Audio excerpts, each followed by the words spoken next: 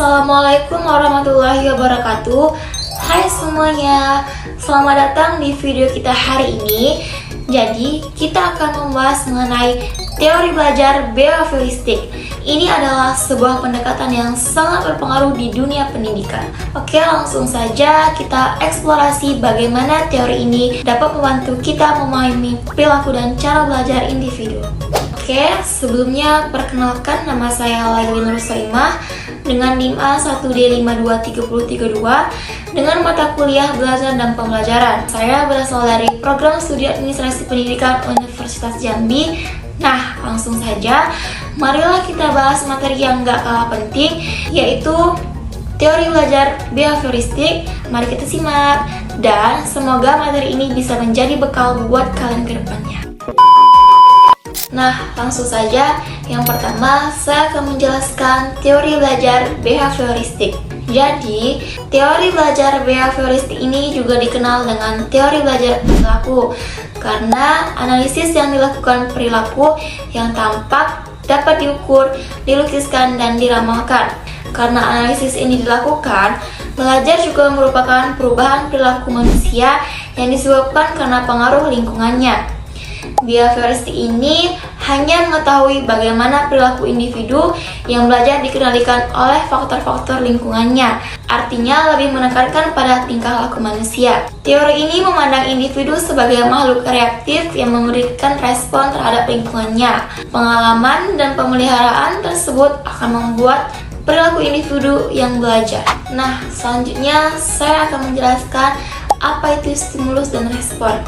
Behavioristik ini memandang bahwa belajar merupakan perubahan tingkah laku sebagai akibat adanya interaksi antara stimulus dan respon, sehingga kita pahami bahwa bentuk suatu perubahan yang dialami peserta didik dalam hal kemampuannya untuk bertingkah laku dengan cara baru sebagai hasil interaksi antara stimulus dan respon. Dan peserta didik dianggap belajar jika dia dapat menunjukkan perubahan tingkah lakunya. Misalnya di kelas, seorang guru menggunakan metode pembelajaran berbasis stimulus dan respon, dan setiap kali siswa memberikan jawaban yang benar atau menyelesaikan tugas dengan baik, guru akan memberikan pujian atau hadiah berupa stiker.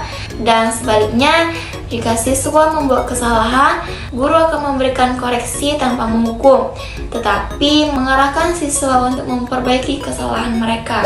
Nah, selanjutnya ada contoh penerapan teori pembelajaran behavioristik. Adapun contoh yang pertama yaitu di sebuah kelas, guru menerapkan sistem reward sederhana dengan memberikan stiker kepada siswa yang berhasil menyelesaikan tugas dengan baik. Dan stiker ini menjadi bentuk penghargaan yang membuat siswa merasa dihargai atas usaha mereka.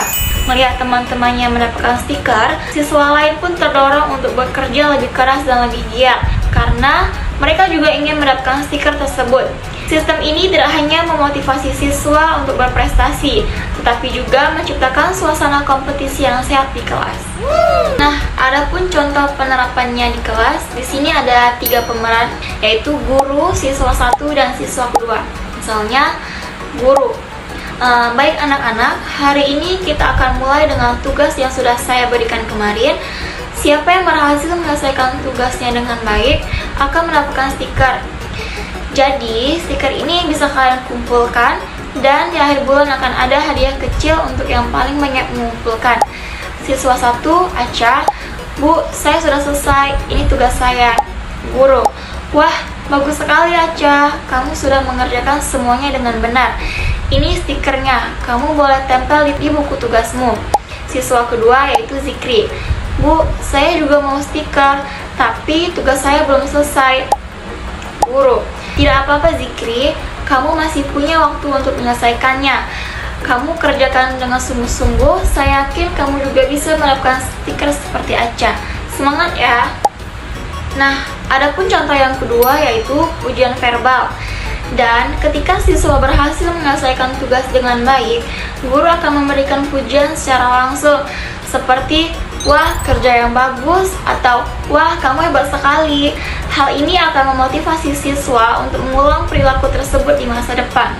Nah, adapun contoh punishment, misalnya di kelas, guru menerapkan sistem hukuman atau punishment untuk siswa yang tidak menyelesaikan tugas mereka. Dan ketika ada siswa yang tidak mengerjakan tugas dengan baik atau sama sekali tidak mengerjakannya, guru akan memberikan konsekuensi, misalnya dengan mengurangi waktu istirahat atau meminta siswa untuk menyelesaikan tugas tambahan setelah jam pelajaran. Nah, jadi kesimpulan dari materi ini adalah teori belajar behavioristik ini menawarkan wawasan berharga tentang bagaimana perilaku dipelajari dan dapat dimodifikasi melalui penguatan dan hukuman. Penerapan prinsip-prinsip ini dalam pendidikan sangat penting untuk menciptakan lingkungan belajar yang efektif. Saya harap adik-adik sekalian dapat menerapkan prinsip-prinsip ini dalam interaksi sehari-harinya, baik sebagai pendidik maupun orang tua. Dan sebelum kita akhiri pelajaran pada hari ini, mari kita ingat kembali apa yang telah kita pelajarin tadi. Apakah ada yang bertanya sesuatu? Jika tidak ada, baik, saya berharap kalian semua paham dengan materi yang sudah saya jelaskan tadi. Dan semoga apa yang kita pelajari hari ini akan bermanfaat di masa depan dan dapat diterapkan dalam kehidupan sehari-hari. Mari kita tutup dengan doa. Dan wabillahi taufiq wal hidayah. Wassalamualaikum warahmatullahi wabarakatuh.